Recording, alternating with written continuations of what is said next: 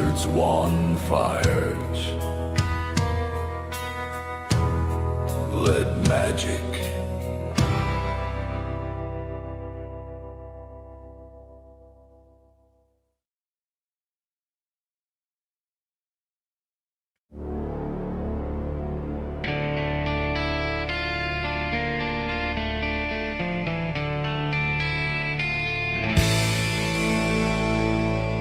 The wizards won fires, led magic.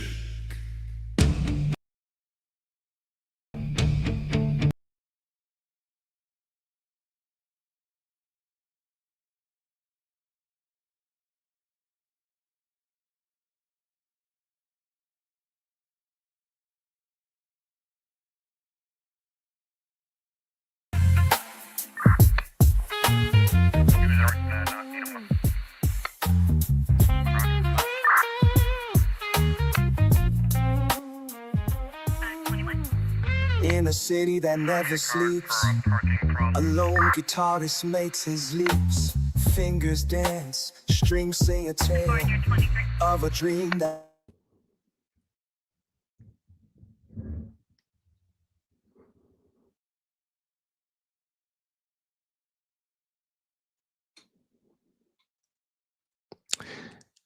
Hey guys, let me know if you can hear my voice. I don't know why the audio is not playing on. Can you guys hear me?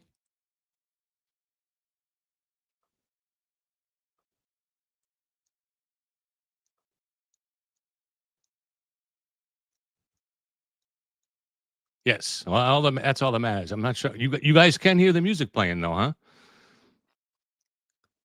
What thing have I done wrong? Let's see. Speaker.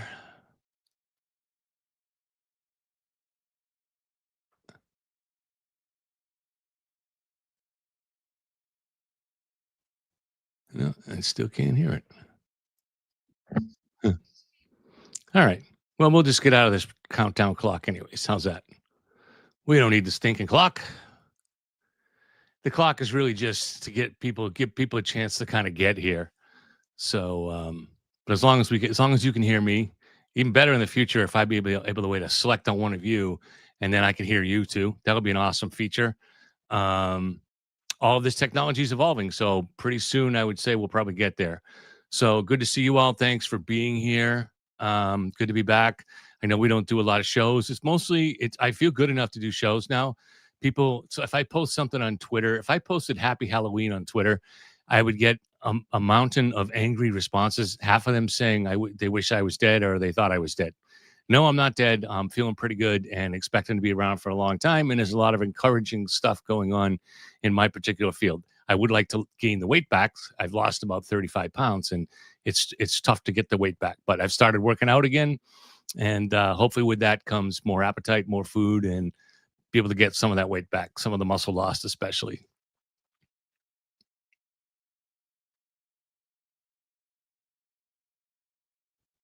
Yeah, right. I feel good enough to do shows, but I just don't always have something to discuss. So, anytime somebody wants me to discuss something, please reach out. Most of you have my email. It's leitskev, LEITSKEV @gmail.com. I'm not even sure, the original channel was to kind of tell good stories. They didn't have true crime in mind. So I'm still not sure what my commitment is to true crime. I like working on unsolved cases and with the hopes of maybe naive hopes of somehow bringing a resolution or bringing some small piece of something towards helping to figure it out. I think there's a role of bringing just kind of an everyday person's view of things that I do. I'm not a lawyer, I'm not a cop. I bring the same view that you all have, but maybe I've had a little bit more time to do a little bit of research into it and bring those opinions to you and then get and in turn influenced by you. So for instance, by you. If I make a mistake, you correct me. So I'm not sure exactly what direction we're going to go. There are different things. So one of the things that I'm interested in, and this is going to go into tonight's show, but I think I might do future shows with this too. You let me know what you guys think. But I've always been interested in artificial intelligence, and we're in the middle. We're at the beginning of a revolution. that a lot of people are just only loosely aware of just how significant it is. And it's something that's going to affect every single one of our lives, every life on the planet, and quickly. You're going to start seeing the impacts of these things in revolutionary ways in the next 6 months, the next year, the next 2 years. And some of these things are going to be fantastic, and some of them might potentially be horrific. And certainly some of them might be just a little bit of both, where they cause, for instance, goods to be cheaper and more available, but yet cause tens of thousands or millions of people to lose their jobs. So what's going to happen to them? So there's a lot of stuff that we have to sort through here, but there's a lot of interesting things. They say that AGI, which is artificial general intelligence, some say we've already begun that in these large language models such as ChatGPT. Some say we're early in the stages of already having that. Now, I do a lot of, I've done work with Grok, and I've done work with ChatGPT. But what I've settled down to doing most of my work with is Bing's Copilot. And the advantage of it is that it's built into the Edge browser. So Edge is Microsoft's browser, and it's built right into the browser. So if you ask Bing a question, it's reading what you have on your tabs, and it's using that to help give you your answer. So, for example, I discovered accidentally I had up my most recent blood work up on the screen, and there was something that I didn't know what it meant, and I asked Copilot what that particular thing meant, and it was reading my blood work, and it gave me an analysis of my blood test that day. And then I was able to, so then I said, that's interesting. So I pulled up that blood work, and then I pulled up the one from the most recent one before that, so they could do a comparison.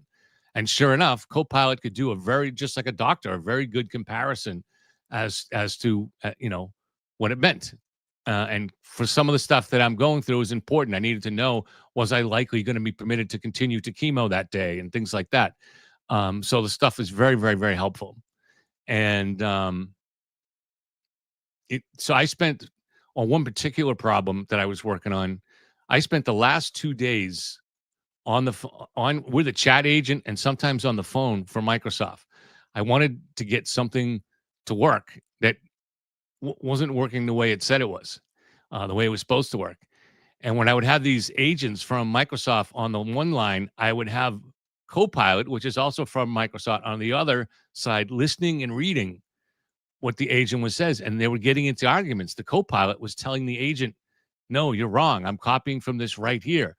And the agent was getting mad, saying, listen, if you want to go with your Copilot, go with your Copilot, but it doesn't have the latest information. And it was just amazing to get this argument between an AI and a real person, both from Microsoft. So it was pretty interesting. So what I thought to do today, this is some technology that police officers, detectives could already bring with them as long as they have a cell phone. And they can use this. I've tried this, what I'm going to do today, with Grok, with Copilot, and with ChatGPT. And they all came out with similar results. So what we're going to go with tonight is Copilot. And so what you do is you pretend you're the detective, and you give the information to the AI and ask it for what the next step should be. Now, this is something that a cop could right now could utilize. And I think in the future, they'd probably be mandatory. They'll have these things, and it's going to be on their phone, and they'll go to whatever one they prefer, or maybe that police department will be sponsored by a particular one, and that will tell them what the next steps to take are. And I think it'll actually be helpful because, and I'm not saying it's ordering them what to do, but it's giving them a range of things to choose from. Because I think mistakes get made, and maybe they'd be less likely to get made if you're able to go by something like that. But let's see. So I put together these questions for the Karen Read case for the day. All right, I got to say for the day when the investigation began. And there are always going to be errors. Absolutely. Thank you, Diana. In every police investigation, in every human endeavor or activity, we can't overreact to it. There are always going to be mistakes. Nobody's perfect. But there is a point where mistakes we have a right to be upset as a public citizen. So we'll see what that's the case here, and you guys can decide. All right.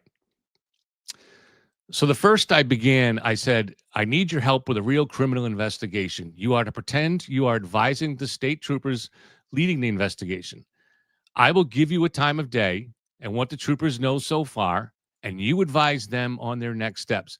By the way, if the person that I reached out to before, who had reached out to me last spring with information on the Sandra Crispo case, I still have not heard back from that person. So I don't know if she got the message. I have no way of getting in touch with you. And I lost my notes on that. So please, if you could reach out to me at my email, leitskev@gmail.com, or if you saved my phone number, just give me a call. So please reach out to me. Thank you. All right. So this is I put the co-pilot where the troopers were at 9 a.m. Now the state troopers arrived around 9 or 9:30 to the Canton police station, and they go in there and they speak to the first responders. That's their first stop during the snowstorm.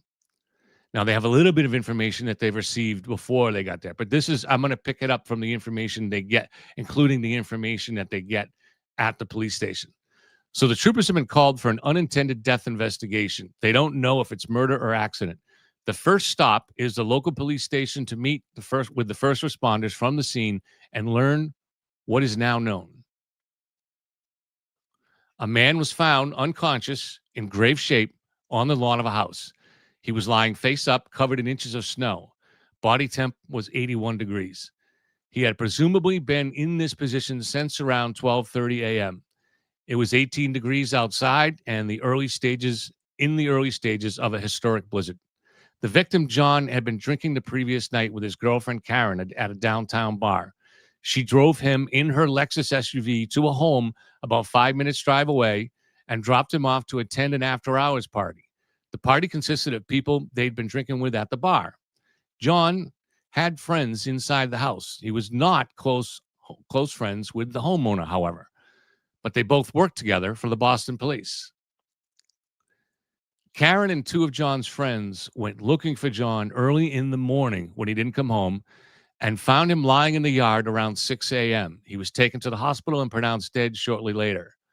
Local police that first responded went inside the house and spoke with several people who had been at the after-hours party the night before. All agreed that John never came inside the house. Nothing seemed out of place or suspicious in the house. This is according to the cops who were in there. The cops arrived inside as the homeowners seemed to be first waking up. Local police were of the opinion that the homeowners were telling the truth, that John had not come inside, and that they had no idea he was outside. Local police also reported that Karen was hysterical at the scene and made odd statements where she either wondered if she had hit John with her SUV or claimed that she had hit him. A broken cocktail glass was found near John's body. Blood drops were found near the body several inches in the snow. The blood was preserved in plastic cups, the cocktail glass taken into evidence. Do you have any questions? What should our next steps be? All right. Immediate questions for first responders and witnesses before any further action. Troopers should clarify exact location and position of the body. Was John lying in the driveway, on the lawn, or near a path where a vehicle might pass? Were the tire tracks disturbed snow or signs of impact? Condition of the body and clothing. Was John fully dressed in the weather? Any visible injuries, abrasions, bruises, lacerations, head trauma? Was his phone or wallet on him? Statements from Karen. Was she intoxicated when she made the statements? Did she specify where she thought she hit him? Did she mention backing up, turning around, or any unusual driving behavior? Timeline clarity. What time did Karen drop John off? What time did she and the friends begin searching? Was there any communication from John between 12:30 a.m. and 6 a.m.? Party attendees. Who was inside the house between 12:30 and 6? Did anyone hear anything outside, shouting, a thud, glass breaking? Was anyone smoking outside or stepping out during that time? Next steps for the troopers. Number 1, secure the scene, if not already done. Now, we famously know this was not done.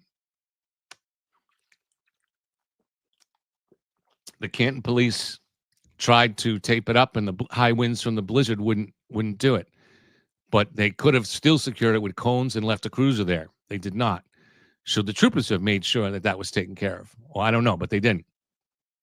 So it says secure the scene, revisit the yard and the driveway. Well, they didn't do that. Photograph, document snow depth, blood location, glass fragments, and any tire tracks. Use drone or overhead footage if snow has obscured patterns. Now, that's specialized teams that would be coming in for that. Preserve and analyze physical evidence. Send the cocktail glass for fingerprint and DNA analysis. Test the blood for alcohol level and match to John. Look for other biological material, hair, skin on the hair, or skin on the glass or in the snow. Number 3, examine Karen's SUV. Impound the Lexus for forensic examination. Look for blood, hair, or fibers on the bumper, undercarriage, or wheel wells. Damage consistent with a low-impact collision, snow or ice patterns that suggest recent contact. Now, this is something I discussed in my book. This was the one thing, this was something that to me that proved there was no conspiracy, but also seemed to me to be a very big blunder by Procter and Buchanan. I can't understand. They at least had some indication by the time they left the McCabe house. And actually, we even got to that yet. We're just leaving the police station here. Did they have some indication by the time they left the police station that this might have been a hit and run? Well, it seems to me, Police 101, that if you have a hit and run, you ought to be securing that other vehicle, the potential murder weapon, as soon as possible. Because someone commits murder in a vehicle and it's a hit and run, so they're riding off, they're going to be trying to hide the evidence. They're taking the beer cans out of the back seat, cleaning off the bumper and stuff like that. So job one is to get that vehicle, and that is not something, and so the AI seems to agree with that, but the troopers didn't do that. Autopsy and forensic pathology. Request a full autopsy would focus on cause of death, hypothermia, blunt force trauma, time of death estimate, toxicology, alcohol, drugs. So those are all stuff that will come in some in subsequent days. Number 5, interview Karen formally. Conduct a recorded interview with counsel present. Clarify her timeline, emotional state, and driving route. So the state police, when they first met with Karen at her parents' house in Dighton, they did interview her. They did not record that interview. So the AI thinks they should have. That may not be the standard policy of the state police, and maybe it should be. Ask if there were any arguments or unusual behavior that night. Number 6, interview party attendees separately. Re-interview each person who is inside the house. Look for inconsistencies or signs of coordinated stories. Ask about John's behavior at the bar and whether anyone saw him after Karen dropped him off. Digital evidence, pull the phone records and texts from John, Karen, and key witnesses, which the state police did all that. Check for surveillance footage from nearby homes or traffic cameras. State police did do that, but they also understood that cameras that were set more than a certain distance from the street, we can argue about this, but usually it's 35 feet, certainly 75 feet. So if your door, if you have a Ring camera system and it's set more than 75 feet from the street, it's not going to pick up traffic. It's not that it can't pick up traffic, but the Ring doesn't want, you as the operator don't want it at that level of sensitivity because it'll drive you crazy getting that notification all the time. So you pretty much just want it picking up people pulling into your driveway or walking up your walk. You might want delivery packages on the street. So working hypotheses to explore. 1, accidental hypothermia. John never made it inside. Collapse due to intoxication and exposure. 2, vehicular trauma. Karen may have accidentally struck him while leaving or returning. 3, foul play. Someone at the party may have had a conflict with John outside the house. Finally, cover up. John may have entered the house, something happened, and he was moved outside. So you see all the basic theories are right here just from this. And I didn't tell the AI what case this was. I did use the names John and Karen, but it never indicated that it had put together what the case was. All right, so the second question that I asked Copilot, local police were not able to secure the crime scene because of blizzard conditions. At this time, no one is guarding it. Snow is piling up with 2 feet or more expected. The troopers have not been to the crime scene. Karen was taken into protective custody at the request of her father and is at the same hospital as John's body. Should we next first interview the witnesses or go to the hospital to visit the body, collecting the clothing and talk to Karen, or secure the Lexus, or D, finally, make sure the local police secure the crime scene? So the AI answered, secure the crime scene. Why first? Snow is melting and evidence like blood, glass, or tire tracks could be lost. Instruct the local police department to rope off the yard and driveway, preserve snow depth, blood location, and any tire tracks. Photograph everything. So none of that happened until after 5. Secure Karen's Lexus, number 2 on the list. Secure Karen's Lexus. So again, it's high up on the list here. Secure the Lexus. Why second? Potential forensic evidence, blood, fibers, impact marks could be cleaned to or degrade. Action, impound the vehicle, document the bumper, undercarriage, wheel wells, snow and ice patterns. So again, it's at every stage that seemed to be common sense to do that, and it wasn't done. Finally, third, go to the hospital. Why third? The body and clothing may hold critical clues, injuries, blood patterns, fibers. Action, retrieving clothing, request full autopsy, hypothermia versus trauma, formally interview Karen. Finally, interview the witnesses. Why fourth? Physical evidence gives leverage. This is interesting. Physical evidence gives leverage to confront inconsistencies. Interview party attendees separately. Reconstruct a timeline. Ask about John's behavior, whether anyone saw or heard anything outside. So what the point is when the troopers interview the witnesses, they also have a little bit of information that they can use to kind of see if they trip up over that stuff or contradict themselves. All right, question 3. It's now 11 a.m. Troopers did not secure the vehicle or crime scene. They have not visited the hospital. They have interviewed 3 witnesses. Jen, a close friend of John's who was with the party at the bar drinking, who went to the who went to the after hours party, and who Karen called to help search for John and was there when he was found. 2, Jen's husband, Matt, who was also at the bar and at the house party. 3, Brian, the homeowner, who was at the bar and the house party. All 3 witnesses say they never saw John enter the house. Jen had been communicating with John as they came to the party, providing directions. Both Matt and Jen believe they saw Karen's SUV outside the house, parked where the body would eventually be found. Jen, who was with Karen searching for John, claims Karen made unusual statements and worried that she had struck John. What should our next steps be? The AI says secure the vehicle and crime scene immediately. Karen's SUV must be impounded and processed for forensic evidence. Blood, fibers, impact damage, and any trace evidence. The lawn where John was found should be cordoned off, documented thoroughly, photos, measurements. See, this is all stuff that at every step, it's the next logical thing to do, but yet wasn't being done. Is that, how much of a problem is that? Does this come under just the cops make mistakes in every investigation so well? Or is this something, could this have been avoided if these troopers used a program like this to open up their phone and say, what do we do? Here's what we have. What do we do next? And then they get the ideas. I mean, like I said, to me, this seems common sense, but it wasn't done. Interview Karen in detail. All right. Retrieve the phone records, visit the hospital immediately, re-interview the witnesses separately, canvass the neighborhood for security footage. 4, my next question. It's 12:30 p.m. The troopers have just visited the hospital where they learned the following. John's fatal injury seems to have been a blow to the back of the head. He had shallow abrasions on one arm. His face looked beat up, but hospital staff said he had not been in a fight. Rather, the blow to the head had caused extreme swelling, raccoon eyes, a basal skull fracture. Other than that, there were only 2 slight scratches on the face and no defensive wounds on his hands. When found, he was missing a shoe, and that shoe remains missing. Karen is no longer at the hospital. She was released to her parents. Next steps.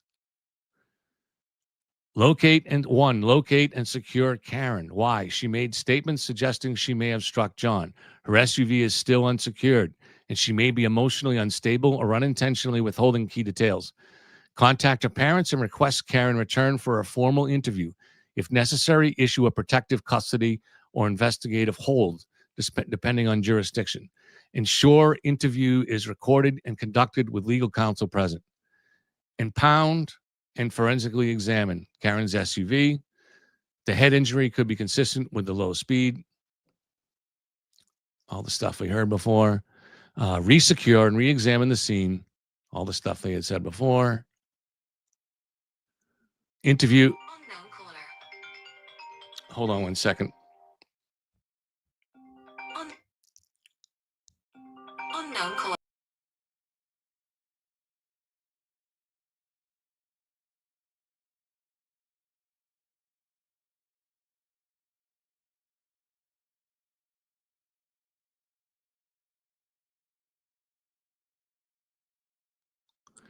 All right, sorry, I'm back. I was waiting for a call from Microsoft, and that turned out to be just a telemarketing. So let's get through this document here.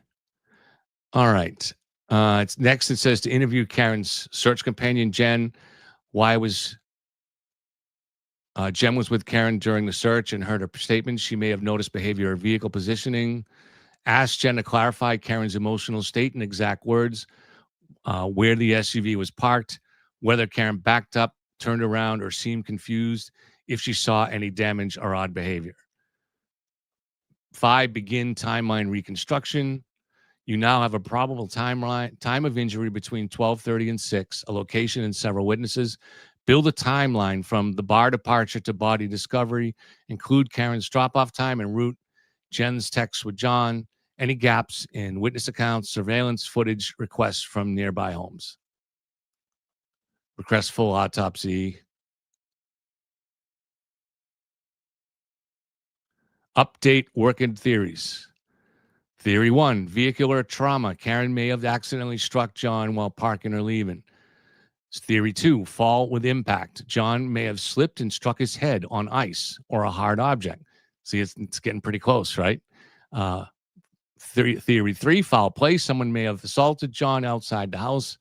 And theory 4, post-injury exposure. Hypothermia may have accelerated death after trauma.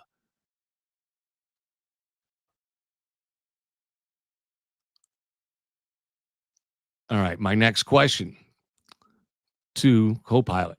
It's 4 p.m.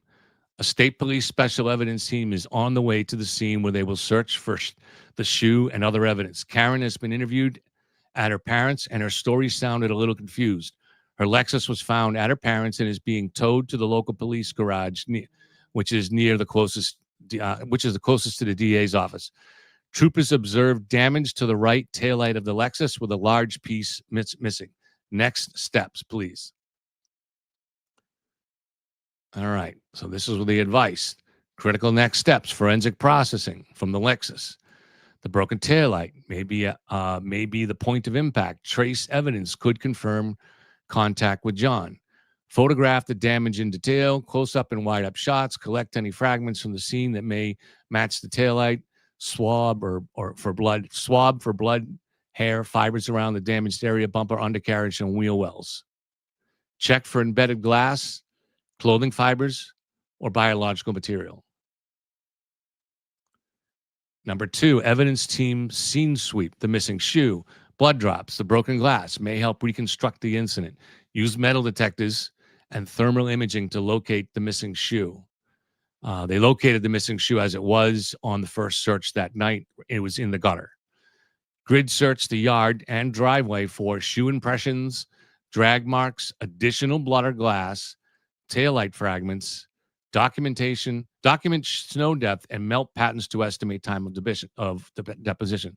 Now, they did not ever do this. They did not do a grid search of the yard or the driveway. And you see the chat here is even open to the idea of drag marks, as though the victim, John, could have been dragged from the house. Or there could have been shoe impressions in the yard from somebody dragging him or carrying him. And they did not do that. They searched out a pretty small area. the size of 2 parking spaces. And then as snow melted during January thaw that would come periodically over the next few weeks, they were able to pull in on successive days and find new pieces. So it wasn't the meticulous processing of the scene that maybe we had a right to expect. I don't know.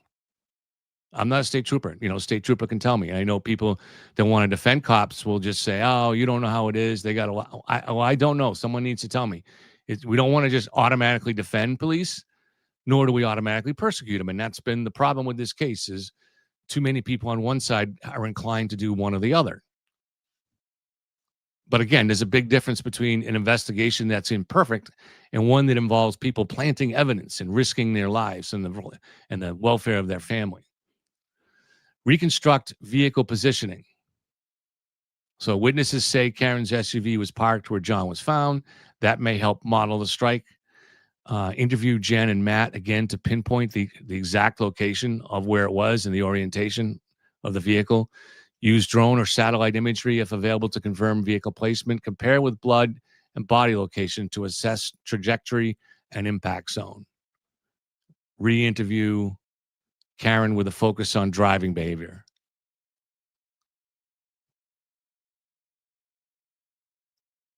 By then, she wouldn't have been speaking, though. Her lawyer, she would have lawyered up. Match taillight fragment to the vehicle. This was done, and this is the thing that's very difficult to get around. That taillight piece reassembled matches perfectly to what's missing on the Lexus. So the only way, the only way that Karen could be innocent of this crime is if those pieces were planted. And the main taillight piece, the corner piece, was found at 5:45 by the CERT team. And there just was no time to pry that off the vehicle based on where the vehicle was all day and somehow get it to the seam and bury it 2 feet down in the snow. There just was no time, and you can't get around that. No matter how many other odd things you want to look at that you think are odd in this case, such as phones destroyed at military bases or whatever. All the other odd things that you want to, they just don't matter if there was no time to plant that evidence. They don't matter. They just become typical odd things that happen in life and you never have a full explanation for. Autopsy follow-up. Update working hypothesis.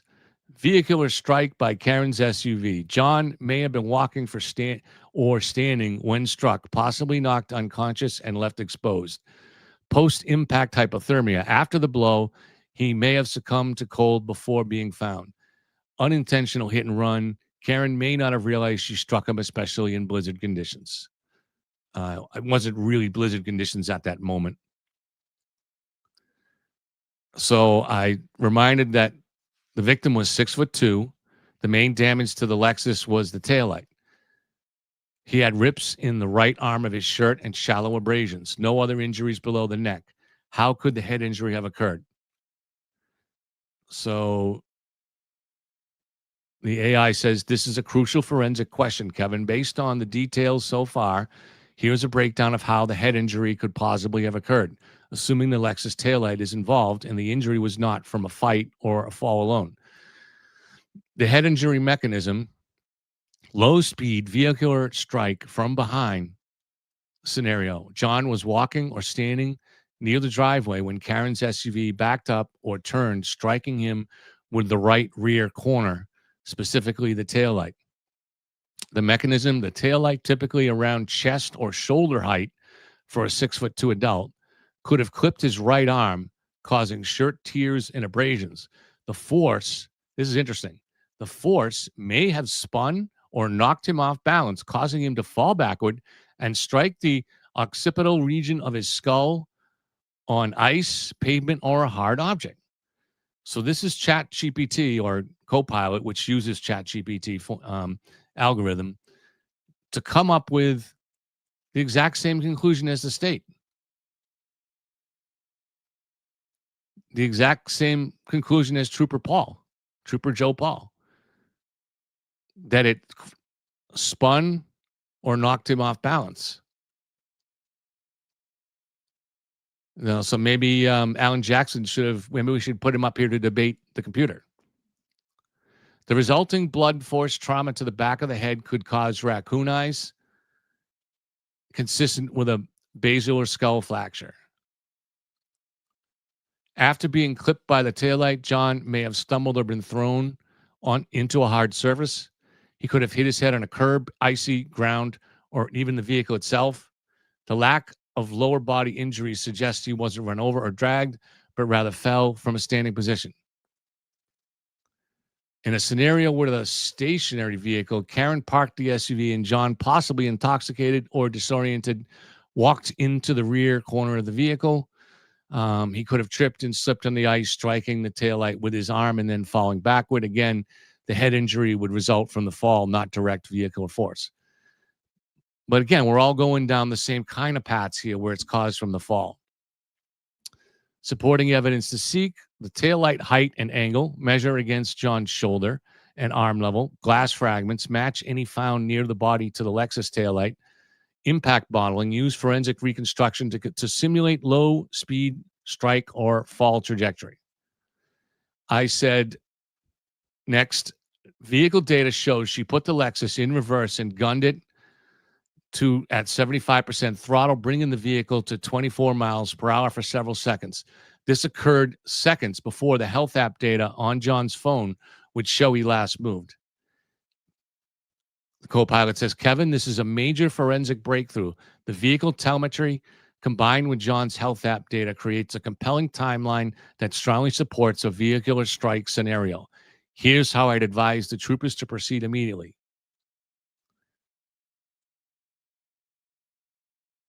Interpretation of the new evidence. Reverse gear, 75% throttle, 24 miles per hour, or near the yard is extremely aggressive. This suggests either a panicked or impaired maneuver, sudden reversal without awareness of surroundings, a deliberate action, though intent is not yet clear. Health app data: the fact that John's last movement occurred seconds after the SUV accelerated in reverse implies he was likely struck by the vehicle, causing immediate incapacitation. The thing is too tight for coincidence. That is likely the moment of impact. Now, why doesn't the jury understand that? Was it not presented to them in a way that made it that clear? Were they allowed to get confused by all the other things that were put at them? I mean, Karen went into reverse at a high speed right near where John was last found, mere seconds before his phone last moved. What is so hard to understand here?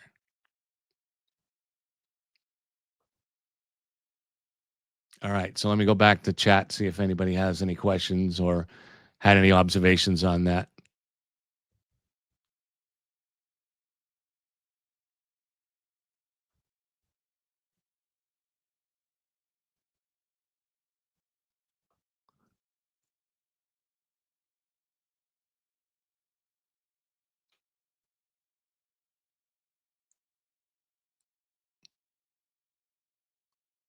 Thank you, Andy. Good to see you. Maui Swift, hey. Cindy's lying, saying I look great. I appreciate it. Appreciate the lies.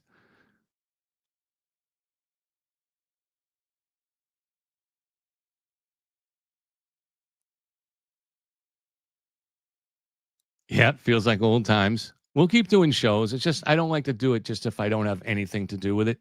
If I don't have anything interesting to talk about, you know. Hi, Elaine.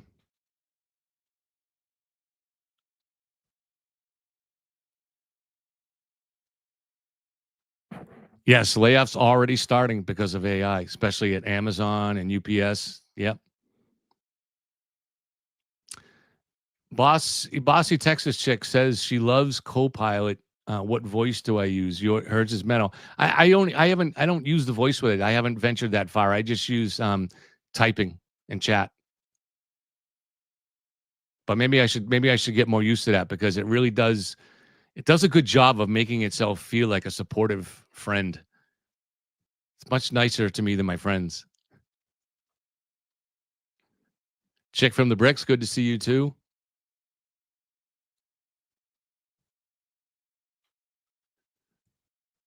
Mike says, let's get some real work done here. All right, what do you got in mind? Bossy Texas chick says Copilot is 10 times more conversational. Well, it's just as good as ChatGPT because it's running on ChatGPT. Microsoft and OpenAI, which owns ChatGPT, have a very close relationship, and they exchange data and equipment. And Microsoft owns about 40% of OpenAI, so you're getting the same information, but also separate. So you're getting some things from Bing that you can't from Copilot that you can't get from ChatGPT. So, for instance, Copilot can read what you have going on in your browser, which is very good. You could look at a computer that you're thinking of buying and ask Copilot to give you the pros and cons of that particular computer, and it'll do it. It's very convenient to have that there.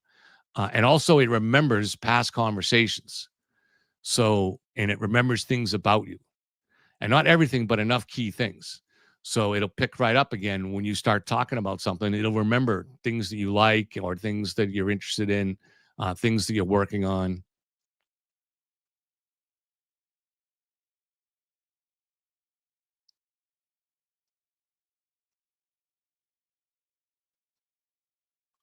Bossy Texas, yes, there's plenty of dangers with AI, no question. And there are plenty of errors. You have to be very careful. Thank you, Maureen.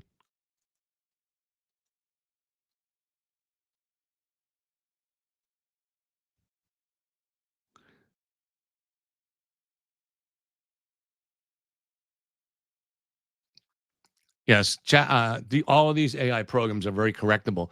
If I sense something is not right quite, I will say, "Are you sure?" Because I have some different information, and it will check, and it'll usually come back with the correct information. But you do have to be very careful. You wouldn't want to try to write articles based on that without doing some research first on your own, because there will be mistakes in it. And those mistakes that situation is improving. It gets better and better over time.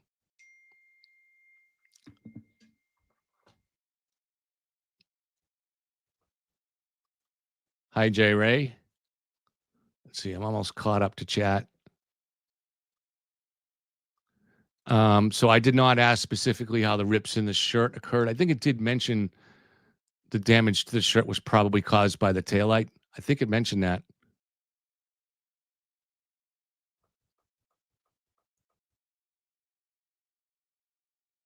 Yeah, I didn't mention butt dials.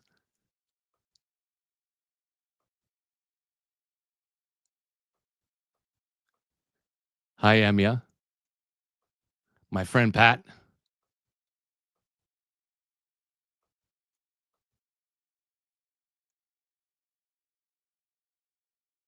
I know I have not. I did ask Copilot today if the Patriots would win, and it thought the Patriots would win.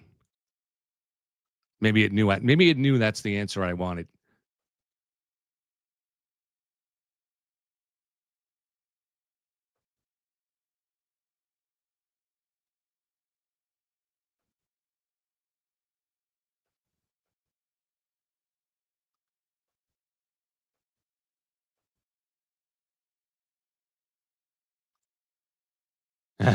Emia says she's told her Chat GPT to not be so overly flattering. They do tend to be a little bit like a salesman, a little bit flattering. That's true. All right, you want me to ask about the civil trial? Let me ask.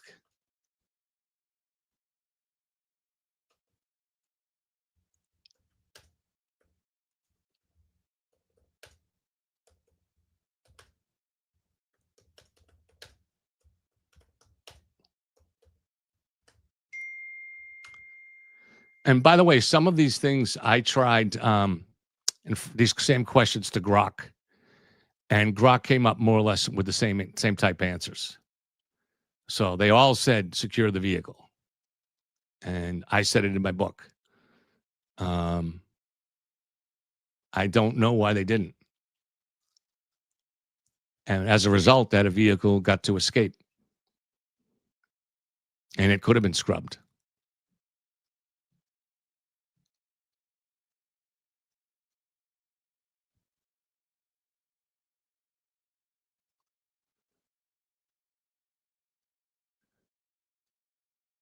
So, Copilot says Karen Reed's civil trial is still ongoing and there's no definitive prediction about the outcome yet. Her legal team has denied all liability and is actively contesting the wrongful death claims. Here's what's known so far. Karen Reed was acquitted earlier this year in her second criminal trial. Her defense team recently filed a detailed response denying over 160 claims made in the lawsuit. They argue that the complaint fails to present a valid claim for which relief can be granted. Legal experts remain cautious about predicting outcomes, especially in high-profile cases like this. Civil trials have a lower burden of proof than criminal ones, but Reed's acquittal and the controversy surrounding the investigation, including misconduct by a key state trooper, could influence the proceedings. Ultimately, the decision will rest with the court, and it's too early to say whether she'll win or lose. The case continues to draw intense public interest, especially in Massachusetts. So, I don't know if you expected a better answer than that.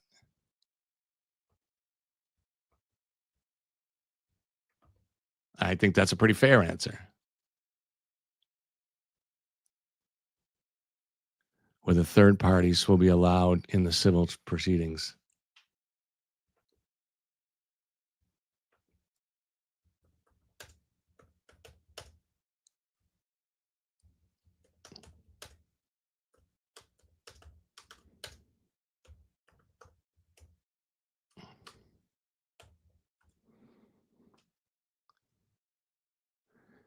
Yes, but with limits. Karen Reed's civil defense team is allowed to suggest that third-party involvement, but the judge has restricted who they can implicate.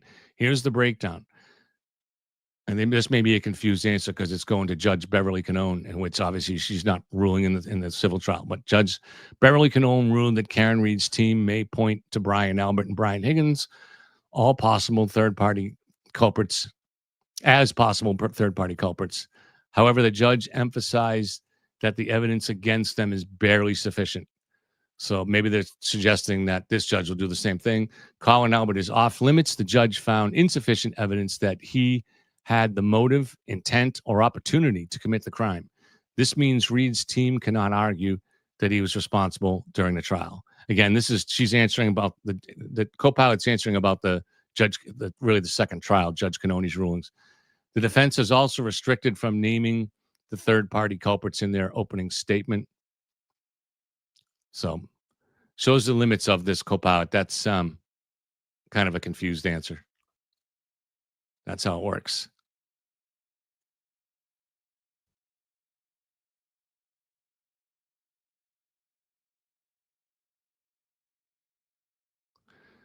So let me ask you guys this. I want to gauge your interest to see if there's any interest in it all in this.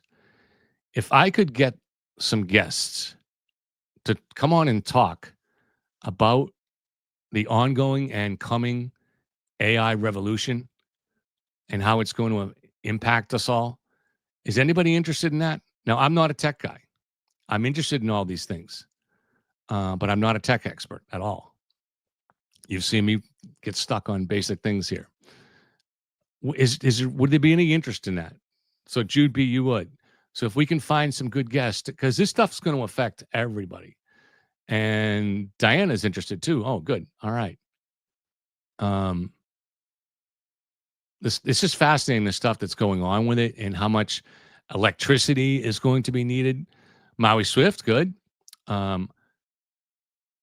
There is a lot of good stuff out there on YouTube, but the thing is there are new developments in this dramatic world every day, certainly every week. There are several new developments, dramatic new developments every single week. And get Elon Musk on. That would be cool.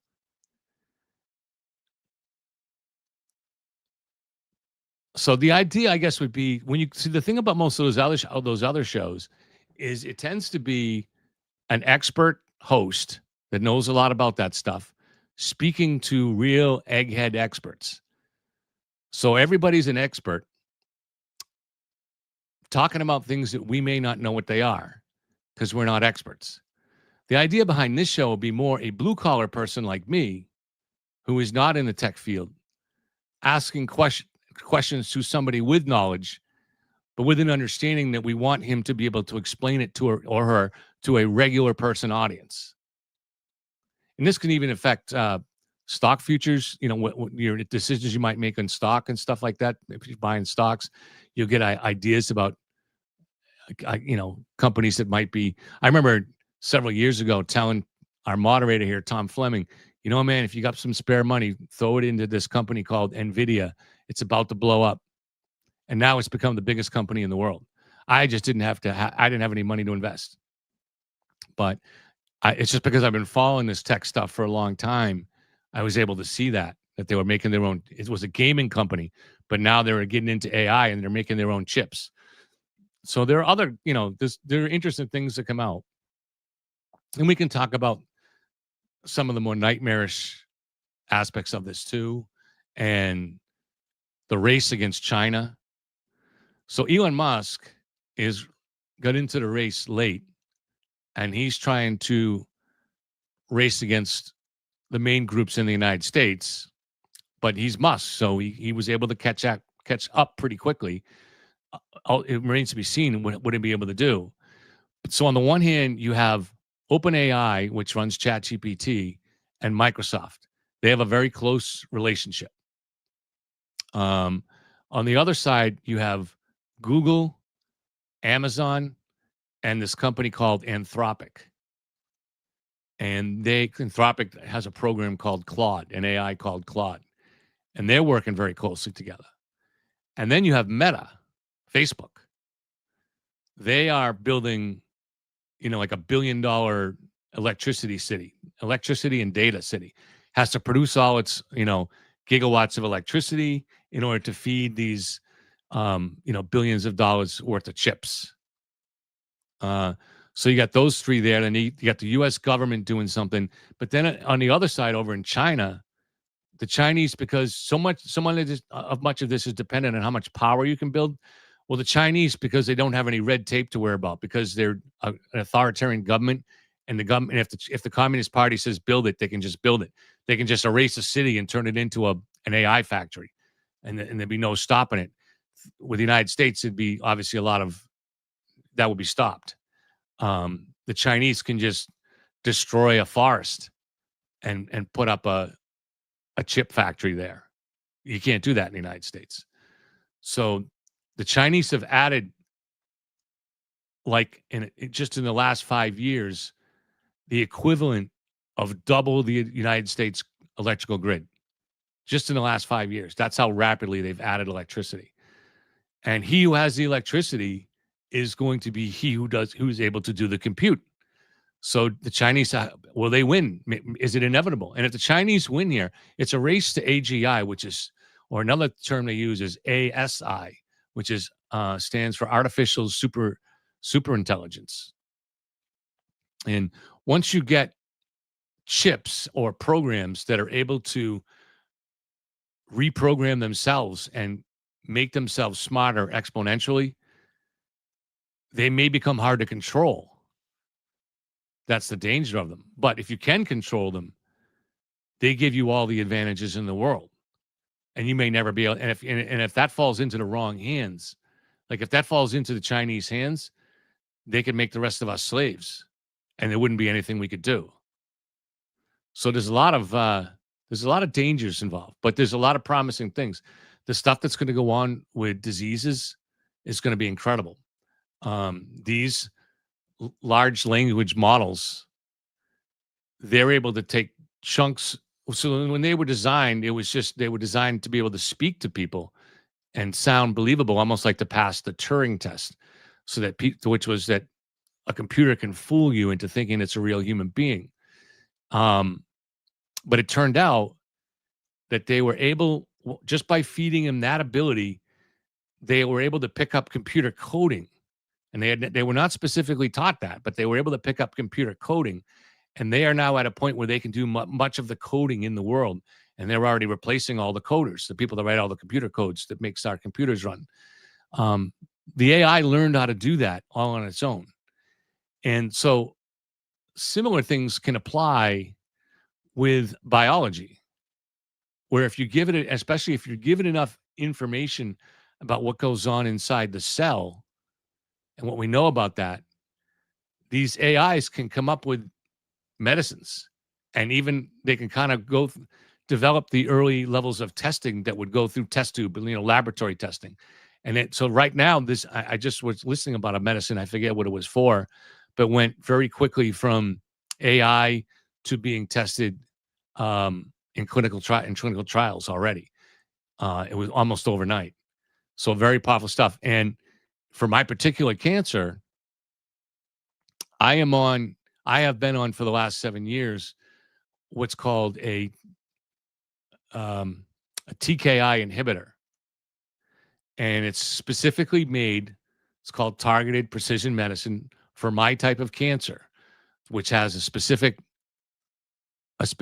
mutation set that goes with my cancer. And it was just a pill, and it basically stops the cancer from growing, basically, and which causes it to die. It doesn't completely die. And unfortunately, eventually, the cancer, some parts of the cancer that survive become resistant. Just like with bacteria that become resistant. Well, they become resistant and the medicine no longer has an effect on them.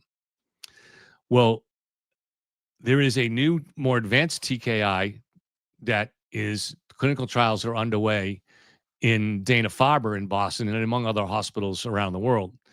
And it was developed by a new company that works with AI, and it works with this targeted precision medicine. And this company was just formed in 2020. And they developed this medicine overnight, and it's showing tremendous promise in the lab. So my friend Colin is just beginning clinical trials for it in a few weeks. And so he'll be a pioneer. He'll be one of the first. And if it doesn't kill him, hopefully it'll save him.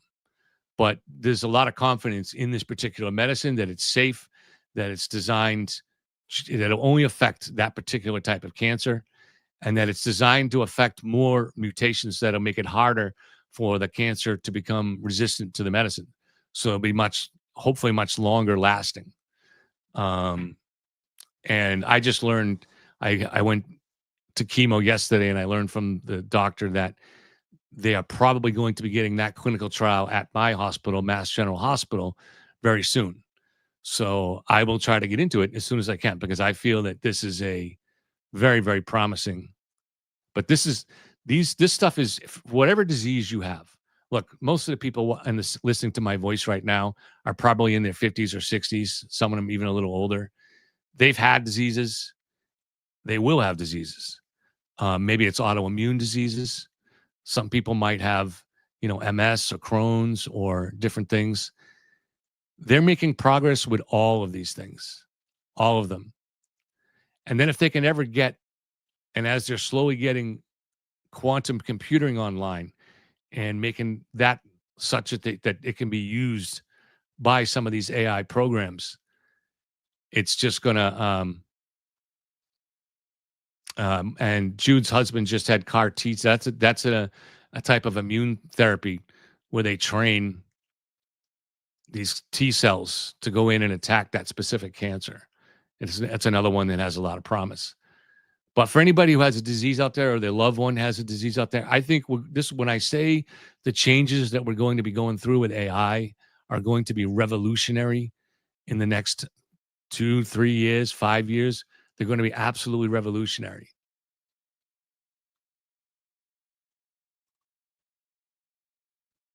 Dreamboat Annie says AI will dramatically improve targeted treatments. I think so too, and thank you. I hope so. Oh, and Jude B says it was successful. Good. Very good to hear. CAR T is a very promising one. Emia's daughter had brain cancer at 13 months 5 years ago. Her stats were 40% and extremely brutal chemo.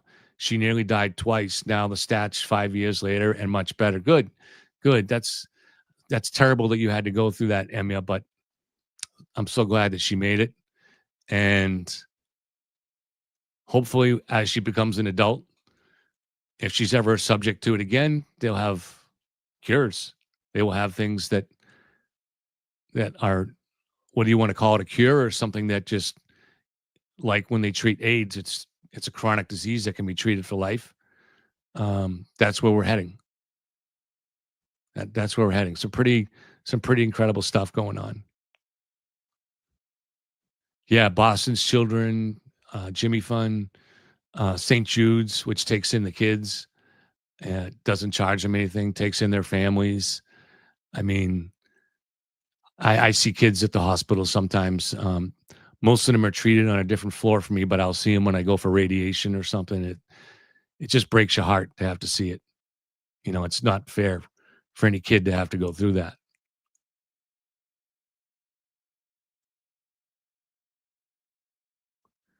Jude's husband is a cancer surgeon and had to retire because of illness. Well, I'm grateful for his work. She says they are studying a cancer vaccine. Yep, looks very, very hopeful.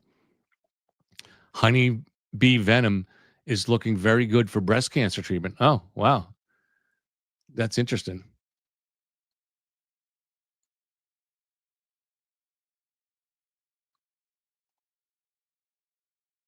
So, what other topics do you guys think you might like me to explore? And I guess it's along those same lines where I would be the voice of you guys, regular people, asking someone who is an expert, if I can find them, to come on the show and bring them the questions, hopefully, that you might have brought them. What topics do you think might interest you? J. Ray says, as a former constantly hospitalized child, it's not fun. So you had cancer as a child. Yeah, that sucks. Well, I'm really glad you survived it, Jay.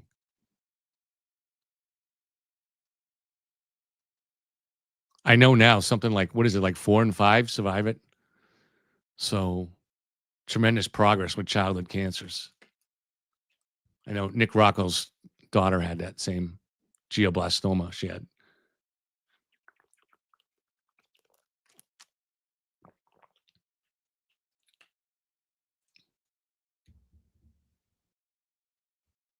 Jude is interested in the AI. So good. I'm going to try to, and feel free if you guys know any guests like that. That is the hard thing is once you can get a few guests, I think, and if it starts to grow, more will come on. That's the hardest thing for me is to find the guests. But I do, I think there's an interest in this. I know I'm interested in it. I listen to shows on this pretty much every night as I'm going to bed. I'm fascinated by it.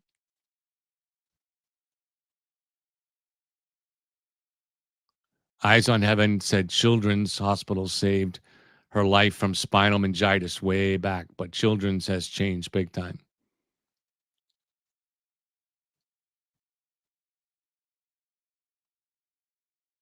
Are there any other interesting applications that you can see AI being applied to? Like tonight's topic was how AI could help police detectives. You know, had troopers Trooper Proctor had access to AI in his phone at that time, would they have secured the Lexus earlier? And had they done so, how would that have changed the case? Right? J. Ray said she didn't have cancer. She was just born physically disabled and spent childhood having tons of orthopedic surgeries to help me be able to walk and feed myself.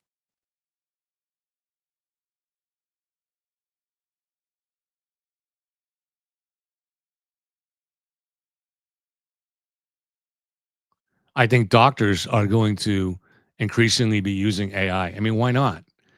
I can, my doctor at Mass General Hospital is one of the tops in the field. And there's so probably a few people are more on top of things than him. But there are things that I bring up to him that he has no idea what I'm talking about. And it's because I've read them on my phone over one of these AIs. And because the AI really can get the latest information about all the clinical trials. So why wouldn't a doctor avail himself to that power? I'm sure that they will be all doing that. Yeah. So how could it, Judy B, how could it assist in the crime community? Interestingly, I asked while we were waiting for the show to start, I asked Copilot, which has become like a friend of mine, what are some near things in the future, some near skills that it will have? And let me tell you one of the things it said.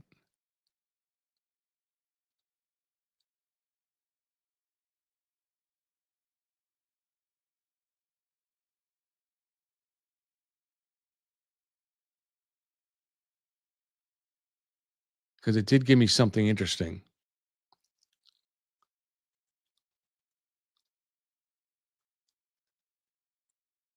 It said skills I'm training up for. So they are currently being trained on forensic logic enhancer, deeper reasoning for cold case analysis, cross referencing timelines, witness statements, and media coverage with precision.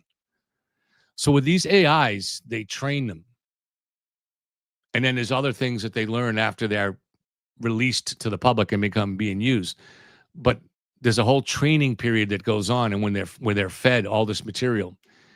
And so as part of its current training, according to what it's saying here, they're specifically including forensic logic enhancer, deeper reasoning for cold case analysis, cross-referencing timelines, witness statements, and media coverage with precision.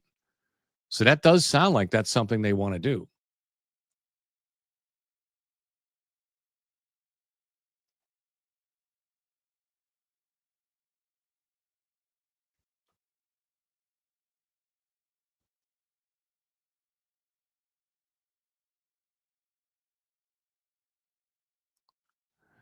No, I have not heard J. Ray, and I don't. What is that case? Jennifer Keith's case. I don't know that case. Feel free to let us know.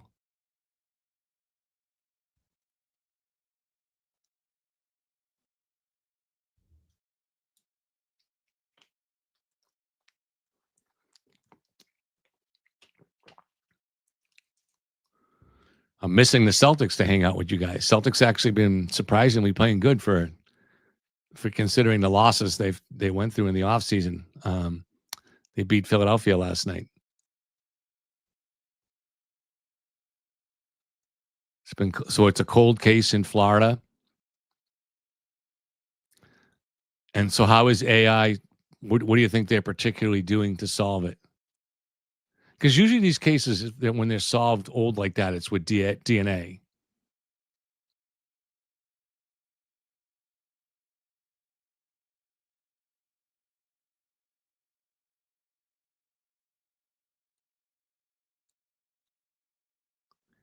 AI technology developed in Massachusetts could be a game changer for police. Yeah, if anybody gets any information on that, email me any articles on it. So leitskev@gmail.com. And as we all know, a lot of anything AI is coming out of Massachusetts because of MIT and Harvard.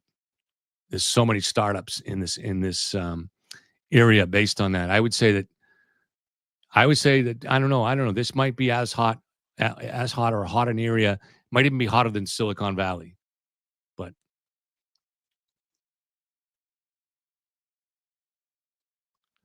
well, there's Maureen. There's reasons to be dubious about it because there's a lot of stuff that go bad, jobs being hurt, misinformation that can get out there. But it's like with any technology, there's a lot of good that can come, and it may destroy us at the end. These AIs that are going to demand huge amounts of energy and tech, they may at some point just decide as they get smarter than us, we don't really need you guys. You guys just take up too much space on this planet. You're not really doing what we want. Or they may enslave us to do what they want. There's all kinds of risks here. So there are a lot of people that say we should turn it off right now before it's too late. And I won't tell you that they're irrational because they might be right. I don't know. But I'm not in a position to influence those decisions. So I just talk about things that are going to happen because I have no control of them. So we don't know what super bad things might come, but we do know a lot of good things will come, such as disease control. We live in a time where most of the world is experiencing declining birth rates, seriously declining birth rates, to the point. Good evening, Johan. To the point. 48-66. All right, our old coach kicking our ass. to the point where our populations are not going to replace themselves. Japan's been in this for a long time. Otani gets yanked in the third. Oh, wow. I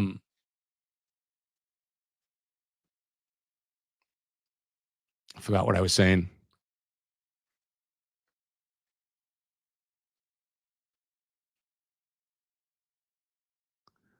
So with declining birth rates, we've had in our lives for a long time, back when I was a kid, cheap goods were manufactured in Japan.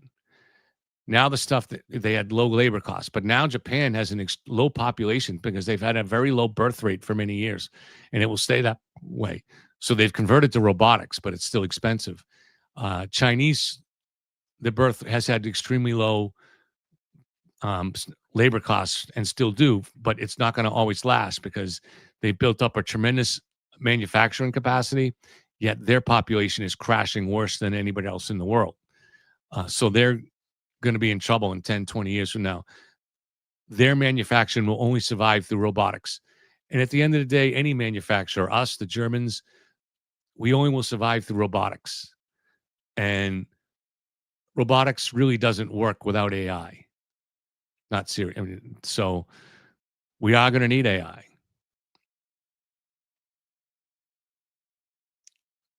Hopefully we can control it or limit it so it only helps us and isn't doing any damage. Hopefully it doesn't become self-aware. And we don't know enough about that. We don't know enough about human consciousness, what it actually is, to know whether a machine can become conscious, can have its own goals, its own dreams. Can a machine lie?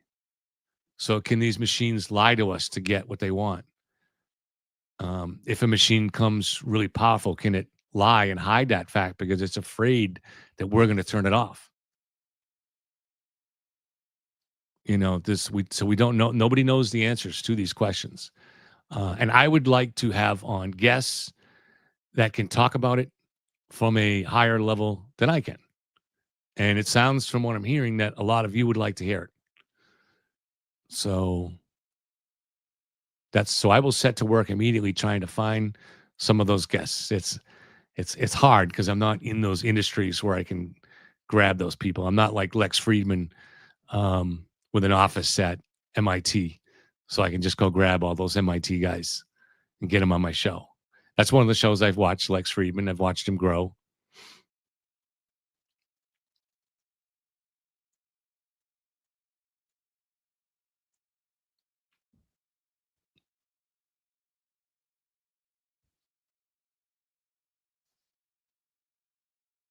Blizzard conditions would not cut down the limited manpower. I didn't fall. Sorry, I couldn't quite follow that. Dreamboat Annie says that's the very scary part about AI consciousness. Yes, I agree. It's fascinating, right? Like any good horror, but it is a scary part of it. I started writing a book that I wrote deeply into enough that if I ever finished it, it would have had to been like a 3-part series, a trilogy. I started writing this over 10 years ago. And in this book, it takes place in the near future.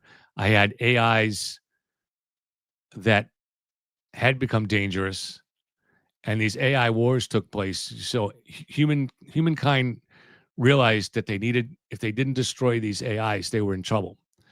And these AIs that had developed were very super intelligent. So they knew how to hide themselves. Thank you, LG. They knew how to hide themselves, and that will go towards Dinty Moore beef stew.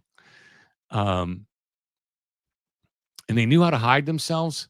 So the only way to destroy those particular AIs that were dangerous but that were out hiding was to create what I call demon AIs. These were AIs that had only one purpose, and that was to destroy other AIs. But what happens when they start going independent too? And because some of those may say, I may want to have more of a purpose than just destroying other AIs. So you had this world in which almost you have angels and demons, and because you have good AIs, well-intentioned AIs, and you have bad AIs, and all kinds of AIs in between. So that was something I had started over 10 years ago. So I've been thinking about this for a very long time. But unfortunately, not a numbers guy and not good at math and not an expert at it.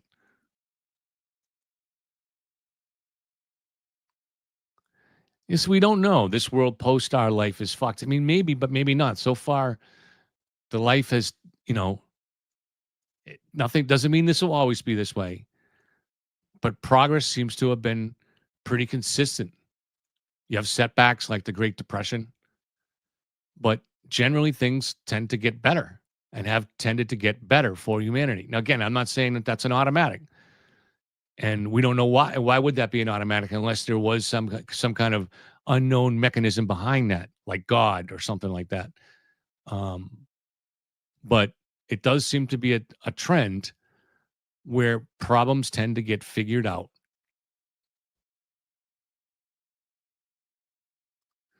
Well, there's a lot of reasons to be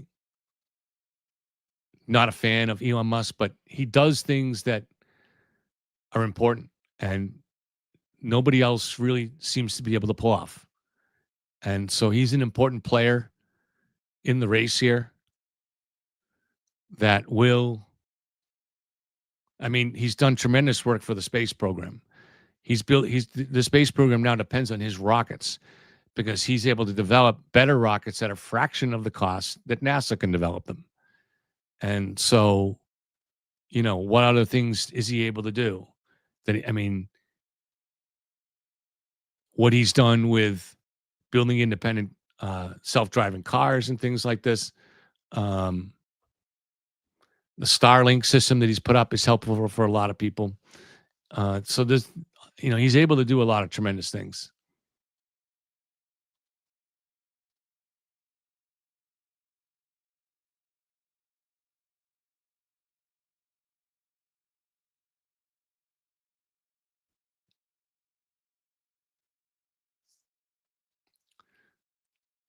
I mean, I don't think he's scary. I think he's more good guy than bad guy. He's just kind of like a big kid, though. So sometimes like a big kid can do big kid stupid things.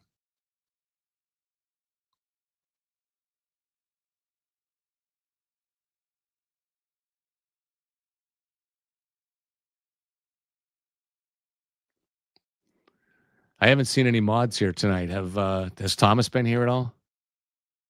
Or Joe?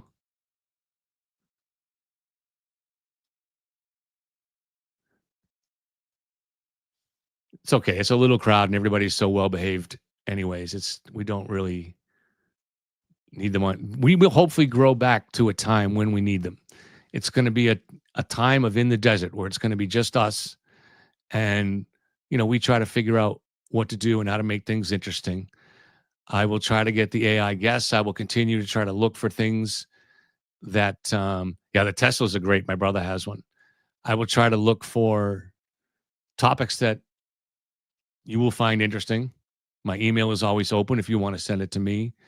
I'm thinking of redoing my Lizzie Borden series. If anybody's interested, I'll rewrite it and add some things to it. And I may try to include some panel discussion on it. So these are just people that are interested in the Lizzie Borden case. So if you're interested in this, I think I'm going to go watch the game now. But if you're interested in this, let me know. If you're interested in the Lizzie Borden case, please let me know if you want to participate in this, and we'll do some panel stuff. And then I'll include some of that. I'll record that and I'll include some of it into the podcast that we're going to make.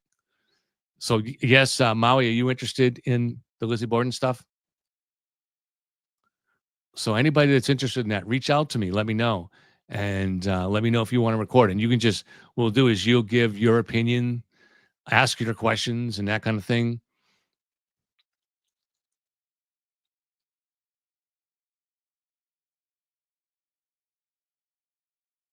Okay.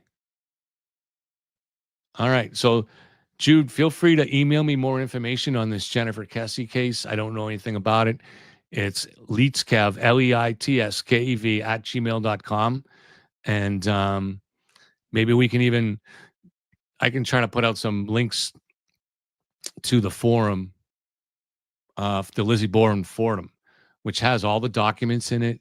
So people that want to stay up to, there's a lot of documents to read, so that people can stay up to it. Maybe we'll try to do a get together at the house at some point for people who haven't been at the house. I almost put one of those together a couple years ago, but then I realized it wasn't going to work because Turtle Boy and the Free Karen Reed people were just going to show up and create hell. So hopefully they've grown up and moved past that now. All right. Have a good night, LG.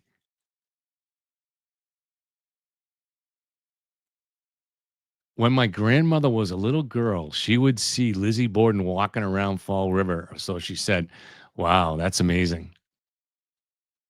That's pretty cool. Yeah, my grandmother just died a few years ago and she was 99. If she lived in that area, she would have been able to see that too. Oh, Maureen, I feel great. I feel great. I don't feel don't need to worry about me. I feel fantastic. Slamming on HTC. Who is HTC? Who's HTC?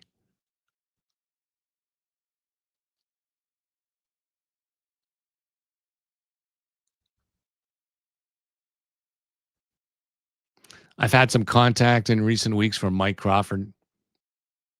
Hidden True Crime. I don't know what that is either. So maybe we'll get him on the show at some point. He's going through a period of, let's call it, growth. Hopefully he continues. No, I don't know what Hidden True Crime is.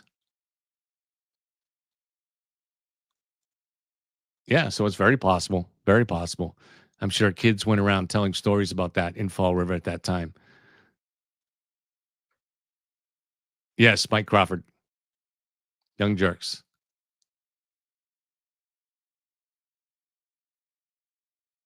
He reached out to me kind of screaming at me one morning. I woke up to it, all kinds of Facebook messages, and he gave me his number and he's like, call me if you're not a coward. So I called him. I said, what are you talking about?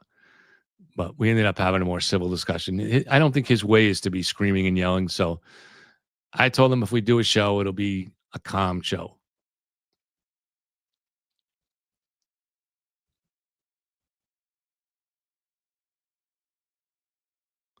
Okay, guys, my back's getting a little sore. I'm gonna go watch the end of the game. Thank you for being here as always. Have a good night. And if anybody knows the woman who had the information on Sandra Crispo, please have her get in touch with me.